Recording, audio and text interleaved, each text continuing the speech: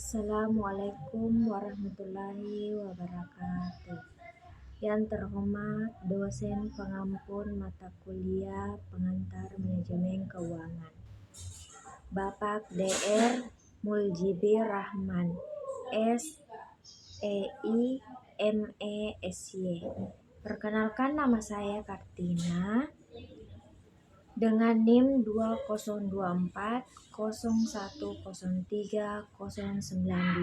Saya dari kelas MBS C. Kami dari kelompok 1 dan materi kami ini adalah analisis laporan keuangan. Pengertian laporan keuangan. Analisis laporan keuangan merupakan salah satu cara untuk mengetahui kinerja perusahaan dalam suatu periode. Oleh karena itu, sebelum kita menganalisis laporan keuangan, maka terlebih dahulu kita harus memahami hal-hal yang berkaitan dengan laporan keuangan. Adapun macam-macam laporan keuangan. 1. Neraca. 2. Laporan laba rugi. 3. Laporan perubahan modal. 4. Laporan arus kas. 5. Catatan atas laporan keuangan. 1. Neraca adalah merupakan ringkasan posisi keuangan perusahaan pada tanggal tertentu yang menunjukkan aset, kewajiban, dan ekuitas. Kedua, laporan laba rugi menyajikan kinerja keuangan perusahaan selama periode waktu tertentu dengan menunjukkan pendapatan dan beban untuk menghitung laba atau rugi bersih. Ketiga, laporan perubahan modal merinci perubahan modal pemilik selama periode tertentu, menunjukkan bagaimana modal awal berubah karena laba atau rugi dan transaksi lainnya. Keempat, laporan arus kas menunjukkan pergerakan kas masuk, penerimaan, dan kas keluar pengeluaran perusahaan dari aktivitas operasi, investasi, dan pendanaan selama periode tertentu. Laporan keuangan memberikan penjelasan tambahan dari rinci mengenai angka-angka yang disajikan dalam laporan keuangan lainnya, seperti neraca, laba rugi, untuk memberikan pemahaman yang lebih komprehensif. Macam-macam laporan keuangan. 1. Neraca merupakan ringkasan posisi keuangan perusahaan pada tanggal tertentu yang menunjukkan aset, kewajiban, dan ekuitas.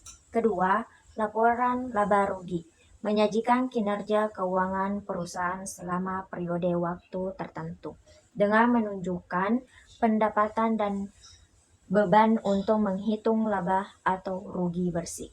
Ketiga, laporan perubahan modal merinci perubahan modal merupakan pemilik selama periode tertentu, menunjukkan bagaimana modal awal berubah karena laba atau rugi dan transaksi lainnya.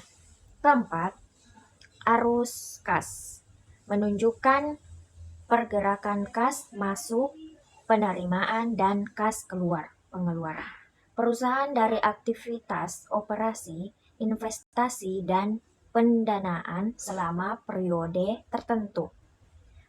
Laporan keuangan memberikan penjelasan tambahan mengenai angka-angka yang disajikan dalam laporan keuangan lainnya, seperti neraca, laba rugi, untuk memberikan pemahaman yang lebih komprehensif. Neraca dan komponen aktiva. Neraca merupakan salah satu laporan keuangan yang terpenting bagi perusahaan. Setiap perusahaan diharuskan untuk menyajikan laporan keuangan dalam bentuk neraca Neraca biasanya disusun pada periode tertentu, misalnya 1 tahun. Dan adapun yang terkandung dalam suatu aktiva dibagi menjadi 2 bagian, yaitu 1. Aktiva lancar adalah aset yang dapat dicairkan menjadi uang tunai dalam jangka waktu kurang dari 1 tahun, seperti kas, piutang, dan persediaan.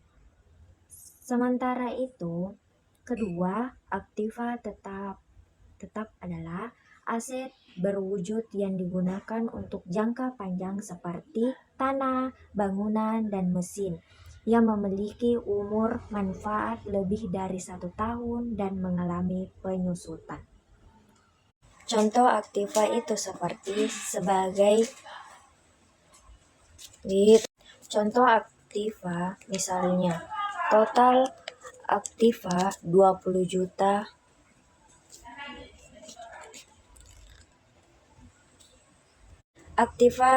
Contoh aktiva misalnya total aktiva 20 juta, total kewajiban utang lancar dan jangka panjang 12.500.000, total ekuitasnya 7.500.000, sehingga persamaan neraca dapat disusun 20 juta sama dengan 12.500.000 tambah 7.500.000. Laporan laba rugi. Beberapa komponen yang terdapat dalam suatu laporan laba rugi: 1. Penjualan. 2. Harga pokok penjualan HPP. 3. Laba kotor. 4. Biaya operasional, biaya umum, biaya penjualan, biaya sewa, biaya administrasi, biaya operasi lainnya. Kelima, laba kotor operasional. 6. Penyusutan. 7. Pendapatan bersih operasi. 8. Pendapatan lainnya. 9. EBIT, laba sebelum bunga dan pajak. 10. Biaya bunga terdiri bunga wesel, bunga bank, bunga hipotek, bunga obligasi. 11. EBT, laba sebelum pajak. 12. Pajak. 13. AIT. 14. Laba per lembar saham. Adapun tujuan dan manfaat analisis laporan keuangan. 1. Menilai kinerja dan posisi keuangan perusahaan. 2. Mengetahui kekuatan dan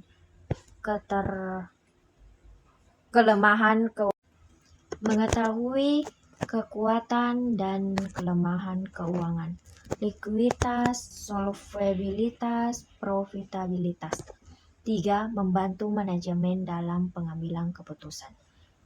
4. Menilai kemampuan perusahaan memenuhi kewajiban keuangan. Menjadi dasar penentuan kebijakan investasi dan pembiayaan. Membandingkan kinerja antar periode atau antar perusahaan. Mengetahui efektivitas kebijakan dan strategi bisnis. Menilai prospek keuntungan dari resiko investasi bagi investor. Menjadi dasar keputusan pemberian kredit bagi kreditur. Menjadi beban pengawasan dan penetapan pajak bagi pemerintah. Memberikan kepastian stabilitas bagi karyawan. Menyediakan informasi transparan bagi masyarakat umum. Dan adapun rasio analisis laporan keuangan suatu perusahaan. 1. Rasio neraca yang membandingkan akun-akun di neraca. Rasio laba rugi yang membandingkan akun dalam laporan laba rugi, dan rasio antar laporan yang membandingkan akun-akun dari laporan neraca dan laba rugi untuk mendapatkan gambaran kinerja dan kesehatan keuangan secara menyeluruh. Pembanding dalam analisis rasio keuangan. Pembanding internal Internal comparison. Pembanding historis, tim share trend analysis, pembanding industri, pembanding perusahaan lain, pembanding standar atau target. Ada 5 pembanding dalam analisis rasio keuangan. 1. Pembanding internal. 2. Pembanding historis. 3. Pembanding industri. 4. Pembanding perusahaan lainnya. 5. Pembanding standar atau target. Ada 7 keterbatasan dan kelemahan rasio keuangan. 1. Data laporan keuangan sering sudah tidak mutakhir, bersifat historis. 2. Perbedaan metode akuntansi antar perusahaan dapat memengaruhi hasil rasio. Ketiga, tidak memperhitungkan faktor non-keuangan seperti kondisi pasar atau manajemen. 4. Sulit digunakan untuk membandingkan perusahaan dengan skala dan struktur berbeda. 5. Rasio hanya menunjukkan gejala, bukan penyebab masalah keuangan. 6. Interpretasi rasio bergantung pada keahlian analisis. Informasi bisa menyesatkan jika data laporan keuangan tidak akurat. 7. Tidak dapat menggambarkan kondisi masa depan secara pasti. Hubungan antar berbagai rasio keuangan. Rasio likuiditas berhubungan dengan rasio solvabilitas karena keduanya menilai kemampuan perusahaan memenuhi kewajiban jangka pendek dan panjang. Rasio aktivitas memengaruhi rasio profitabilitas sebab efisiensi penggunaan aset akan meningkatkan laba. Rasio solvabilitas berpengaruh pada rasio profitabilitas karena beban utang yang tinggi dapat menurunkan laba bersih. Dan adapun rasio profitabilitas memengaruhi rasio pasar karena laba yang tinggi biasanya meningkatkan harga saham. Dan rasio likuiditas, aktivitas, dan solvabilitas secara bersama-sama menentukan tingkat profitabilitas perusahaan. Semua rasio saling berkaitan dan memberikan gambaran menyeluruh tentang kinerja, keuangan, dan kesehatan perusahaan. Kesimpulan presentasi saya, analisis laporan keuangan digunakan untuk menilai kinerja dan kondisi keuangan perusahaan secara menyeluruh.